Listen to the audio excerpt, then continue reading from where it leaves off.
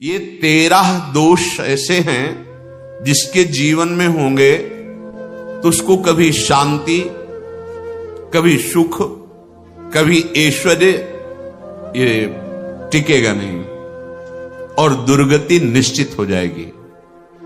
बहुत ध्यान से सुने। एक श्लोक में 6 दोष और दूसरे श्लोक में 7 दोष। उपासक को कभी इन दोषों को अपने अंदर टिकने नहीं देना चाहिए। और जो संसार के मार्ग में चल रहे हैं, अगर इन दोषों में चलेंगे तो वो जो आपके पुण्य कर्मों से ऐश्वर्य है भी वो नष्ट हो जाएगा। आप दुख, चिंता, शोक से ग्रसित होकर बड़ा दुख में जीवन व्यतीत करेंगे और आपकी गति बिगड़ जाएगी, दुर्गति हो जाएगी। विकत्थनः स्पृहायुर्मनस्वी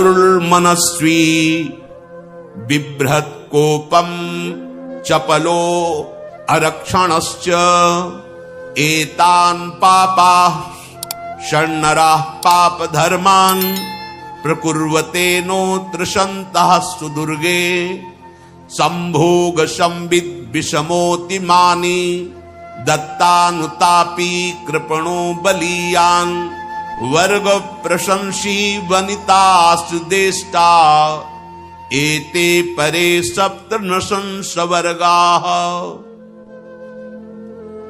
जो अपने मुख से अपनी बड़ाई प्रशंसा करता है, ये 13 लिख लो दिमाग में, डायरी में, क्योंकि ये नोट हो रहा है, आवाज डाली जाएगी, आप बार बार सुन, इनसे बचिए। अपनी बड़ाई, अपनी प्रशंसा कभी अपने मुख से नहीं करना, नहीं तो आपके पुण्य नष्ट हो जाएंगे, बुद्धि भ्रष्ट माने गिर जाएगी। अगर परमार्थ में चल रहे तो भी, और व्यवहार में तो पुण्य नष्ट हो ही जाएंगे। बुद्धि गिरी हुई तभी ऐसी बात होती है। और यह दोष बहुतायत है, ये बहुत प्रभावशाली है। अपनी बड़ाई मारना, इसको देख लो, पकड़ो, सत्संग है। अपने मुख से कभी अपनी बड़ाई ना करना। अगर कोई अपने मुख से अपनी बड़ाई करता है तो उसके सुकृत नष्ट हो जाते हैं, बुद्धि भ्रष्ट माने गिर जाती, पतित हो जाती है, फिर निर्णय ठीक नहीं। अगर हमारा सारथी, हमारा ड्राइवर मूढ़ हो तो कहीं भी हमको गिरा देगा, तो वो बुद्धि भ्रष्ट मतलब गिर जाती है, निर्णय करने लायक नहीं रहती।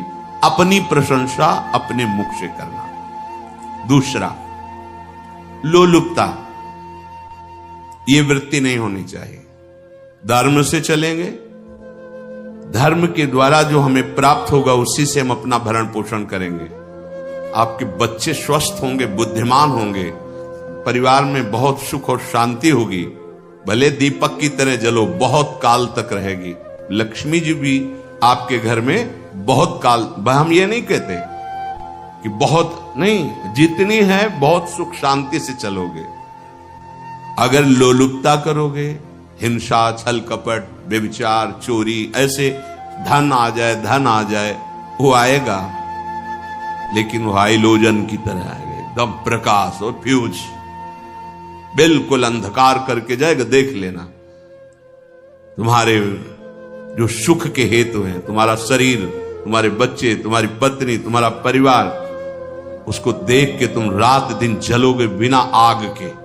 ऐसे उनके आचरण होंगे, ऐसे उनके अंग होंगे, ऐसे उनके दिमाग होंगे, ऐसा उनका व्यवहार होगा। ये लोलुपता अगर उपासक में या किसी में है तो उसको नष्ट कर देती है। सावधान। तीसरा, यदि आपका अपमान होता है तो आपको उसे सहन करना होगा, उससे आपके पाप नष्ट हो जाएंगे। जो तनिक सा भी अपमान होने पर बहुत क्रोध करके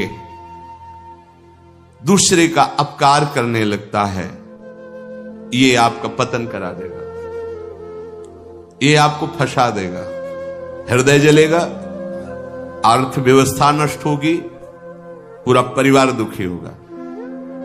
जरा सा अपमान की संभावना में आप किसी से भी भिड़ गए, किसी से भी, वो ये प्रवृत्ति आपका पतन कर देगी। उपासक में तो अपमान सहना अमृत है, नीचापमानम सुधा, पर व्यवहार में भी ज्यादा उत्तेजित मत होइएगा।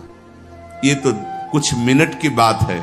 अगर आपने उसे मारा पीटा, रिपोर्ट हुई कानून की, वो फंसते चले जाओगे, अर्थ जाएगा, समय जाएगा, चिंतन जाएगा, बहुत तरह से हानि हो जाएगी।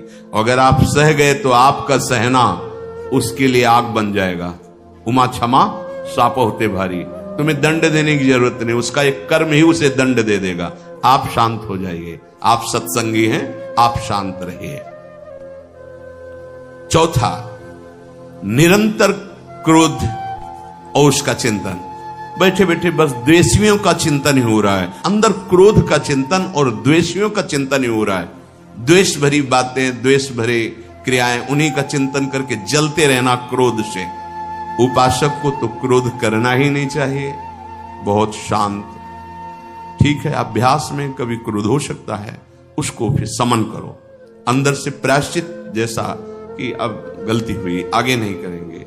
और व्यवहार में भी क्रोध को आप पीना सीखें। अगर बार बार आपका क्रोध प्रकट होता ही रहेगा, आपका स्वभाव बिगड़ जाएगा, आपके पुण्य नष्ट हो जाएंगे और आपका जीवन नष्ट हो जाएगा। देने वाला उतना दे देगा, आपको आनंदित रहो। पैसा खर्चा सब पूरे जीवन का विध्वंस मचा दिया क्रोध ने। कहीं भी आप देखो, किसी से क्रोध करके देखो, फिर देखो तुम्हारा भजन चल रहा है, तुम्हारी वो आनंद वृत्ति है नहीं, जलोगे और वो जलन और गुस्सा दिलाएगी और वो बैठे बैठे जलो नहीं। ये क्रोध जो है, ये चाहे व्यवहार में हो चाहे परमार्थ में, दोनों की हानि करने वाला है। और आश्रित जनों की रक्षा ना करना। अगर कोई भाग कर आपके पास आ गया है, कोई पशु पक्षी या कोई मनुष्य, आपको चाहिए कि अब चाहे हमारे पहले प्राण जाए, उसकी रक्षा करेंगे। सीवी जैसे तो कोई बिरले ही होते हैं, पर इतना जरूर ध्यान रहे, जैसे कोई पशु पक्षी किसी भय से आपके सीमा के अंतर्गत आ गया है, अब उसकी रक्षा करनी है आपको। अगर आप स्वयं मार देते हैं। राधा वल्लभ श्री हरिवंश। वीडियो को स्किप ना करें, गुरु जी की वाणी को पूरा सुने। राधे राधे। या मरवा देते हैं, ये आपके सुकृत नष्ट कर देगा, यह आपकी दुर्गति का कारण बन जाएगा। और जो पाप कर्म उत्साहित होकर करते हैं, उपासक को तो बहुत सावधान रहना चाहिए, पर व्यवहार में भी जो नहीं करना चाहिए, अगर वो पाप कर्म आपके द्वारा मन में प्रेरित हो रहे हैं, संकल्प बन रहा है, क्रियाएं हो रही, दुर्गति पक्की, पुण्य नष्ट हो जाएंगे, दुख अशांति बढ़ती चली जाएगी, कभी शांति नहीं प्राप्त कर पाएंगे। ऐसा नहीं कि जो मन में आवे सो करे। पापाचरण निडर और उत्साहित होकर करना, अगर ऐसे लक्षण है, निश्चित दुर्गति होती है। ये 6, अपनी बहुत बड़ाई करने वाला अपने मुख से, लोलुपता, तनिक से अपमान में सहन ना करने वाला, निरंतर क्रोधी और आश्रित जनों की रक्षा न करने वाला, और निडर हर्षित होकर पाप कर्म करने वाला। दूसरे श्लोक में 7 है, 6 7। 1, संभोग का ही चिंतन करना, संभोग में ही मन लगाना, संभोग दूसरी स्त्रियों के साथ करने की भावना रखना। संभोग पहला है, संभोग। रात दिन बैठे बैठे बस यही चिंतन करना, गंदी बातों का, गंदी बातें देखना, गंदी बातें सुनना, गंदी बातों का चिंतन करना। फिर अन्य माताओं बहनों के प्रति काम दृष्टि से देखना, कोई आ जा रही है तो दृष्टि से काम भाव से देखना, भोग बुद्धि से देखना, निश्चित पुण्यनाश दुर्गति। बड़े बड़े उदाहरण इतिहास में हैं जिन्होंने ऐसा दृश्य नेत्रों से देखने की चेष्टा की, मन में संकल्प किया, भोगने का, नष्ट हो गए, चाहे वो कितने बड़े प्रतापी हो। ये दुर्योधन कोई साधारण थोड़ी है, भगवान व्यासदेव जी के द्वारा ही तो लो, भगवान व्यासदेव जी ही इसकी उत्पत्ति का कारण है। अब देखो इतने महान पुलस्त जी ही उत्पत्ति का कारण है रावण की। बस ये ऐसे दोष हैं जिनके कारण जीव नष्ट हो जाता है। ठीक है, धर्मयुक्त काम भगवान ने आदेश किया है। आपका पाणी ग्रहण संस्कार हो गया है, संतानोत्पत्ति की भावना से कुछ पवित्र तिथियों का त्याग करते हुए चर्चा में हुई है। एक नियम है, एक आदेश है शास्त्र का। आप बहुत काम प्रवृत्ति वाले हैं तो प्रत्येक मास में जब माता वैद्य पवित्र हो जाती मासिक धर्म से, तो जिनका पाणी ग्रहण आपने किया, जो पत्नी स्वरूप है, वो ठीक है। वहां भी बार बार के लिए व्यभिचार प्रवृत्ति के लिए शास्त्र आदेश नहीं करता, संयम पूर्वक, और उसका चिंतन नहीं करना। पाणी ग्रहण संस्कार है, घर में विराजमान है, एक संयम एक नियम के अनुसार उसका चिंतन तो फिर भ्रष्ट कर देगा। चिंतन प्रभु का करना है, चिंतन प्रभु की सेवा जो आपके कर्तव्य, इसके चिंतन से बचो। घातक है, बहुत बड़ा जहर है। अगर विषय चिंतन होने लगा तो मरोगे, जिंदा जलोगे, दुर्गति भी होगी। ये अंदर की जो आग है ना, कामाग्नि, ये इतनी बढ़ती चली जाएगी, तुम्हारे होश खराब हो जाएंगे कि मुझे क्या करना चाहिए, क्या नहीं करना चाहिए। कुआ मदांधो मदनातुरोमा, अंधा हो जाएगा, नहीं दिखाई देगा अनुजा तनुजा क्या है कौन है, कुछ नहीं, भ्रष्ट बुद्धि। संभोग का चिंतन नहीं। धर्मयुक्त काम आदेश है शास्त्र में। यदि आप प्रवृत्ति मार्ग में हैं तो अपनी पत्नी को जो पाणी ग्रहण स्वीकार किया है, वहां भी पवित्र तिथियों का त्याग करते हुए, एकादशी है, रामनवमी है, नव दुर्गा है, जन्माष्टमी है, राधाष्टमी, जो पवित्र तिथियों का त्याग करते हुए और ऐसे जो मर्यादाएं हैं उसके अनुसार, और कहीं पराई स्त्री के साथ संभोग की बात निश्चित दुर्गति पक्की है।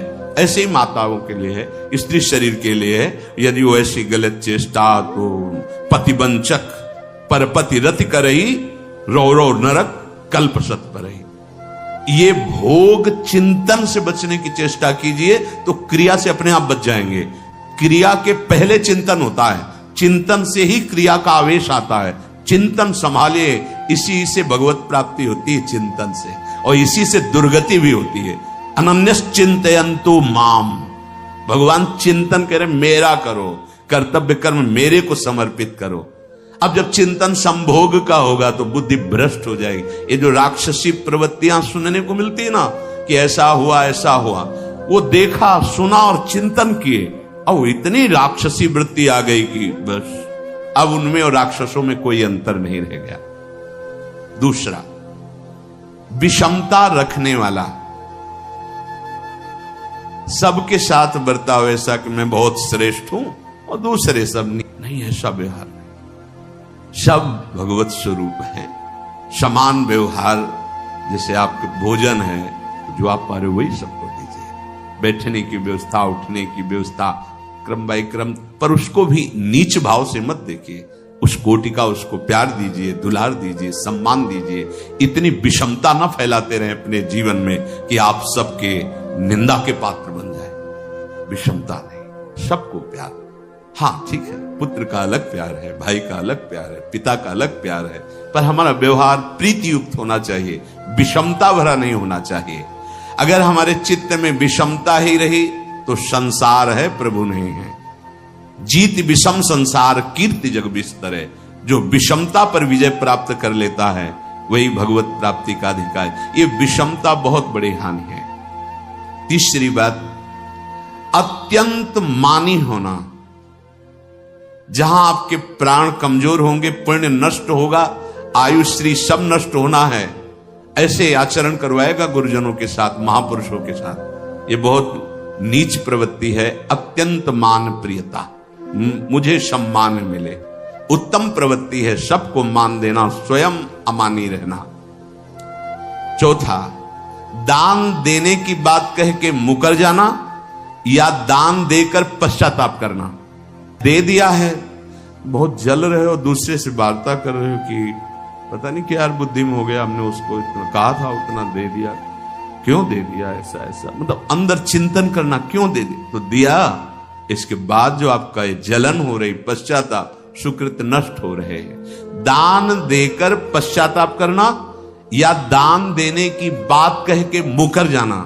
जैसे आपने कह दिया आपको इतना इतना ऐसा, अब आप मुकर गए, ब्याज सहित तुम्हें देना होगा, ये तुम्हारी दुर्गति का कारण बन जाएगा। ऐसे ही नहीं बोलना चाहिए, बहुत होश से। वाणी एक अमोल है, जो कोई बोले जान, ये तराजू तौल के तब मुख बाहर आन। पांचवा, अत्यंत कृपण होना, ना परिवार को सुखी कर पा रहा, ना अपने को सुखी कर पा रहा है। एक एक सिक्का बैंक में जो मर गया। धन की वास्तविक गति यही है कि अपने परिवार को खूब उसकी अनुकूलता प्रदान करो, उसमें से कुछ हिस्सा किसी ऐसे को जिससे तुम्हें बदले में कुछ लेने की भावना ना हो। कोई साधु महात्मा, गाय, पशु, पक्षी, किसी भी जीव बीमार है शरीरधारी, उसके जिससे कुछ कभी लेने की भावना न हो, एहसान की भावना न हो। शो धन धन्य प्रथम गति जाकी, धन्य हो गया उसका धन। अब वो कृपण का धन किसी काम में ना स्वसुख, ना परिवार के सुख, ना धर्म कार्यों में, व्यर्थ जीवन चला गया। उसी धन का चिंतन करना, उसी का संग्रह करना और उसी की रक्षा करते करते शरीर छोड़ देना, तो चिंतन बिगड़ गया। तो कह रहे हैं जो कृपणता है और अर्थ और काम की प्रशंसा, उसी की चर्चा, उसी का चिंतन, रुपया और भोग, उसी की चर्चा कर, जहां बैठे रुपया की चर्चा, भोग की चर्चा, जहां एकांत में बैठे उसी का चिंतन, कैसे रुपया बढ़े, कैसे भोग मिले। और अगर अवसर मिला तो रुपया अधर्म से आवे चाहे धर्म से, उसको इसकी कोई परवाह नहीं। भोग चाहे धर्म से हो चाहे अधर्म से, जिसका अर्थ और काम भोग ही चिंतन है वो धर्म, जिसका धर्म चिंतन का विषय है तो अर्थ और काम भी ऐसा होगा जो मोक्ष प्रदान करने वाला हो। धर्म, अर्थ, काम, मोक्ष। और जो बालक, स्त्री, पागल, असहाय, जो इनकी रक्षा न करके इनकी हानि करता है, दुर्गति निश्चित है।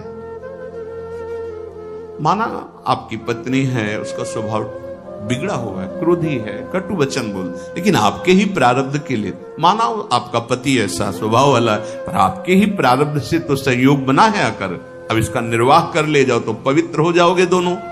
और अगर झगड़ा और लड़ाई और मारपीट और कहीं हिंसादि के रूप में उतर गए तो फिर और करनी बिगड़ गई। बालक है, आप उसको ज्ञान नहीं कि आप पवित्र है, कि आप पवित्र है, उसको ज्ञान नहीं कि आप उसके साथ व्यवहार अच्छा कर रहे हैं कि बुरा कर रहे हैं। रक्षा करनी है आपको, शोषण नहीं करना।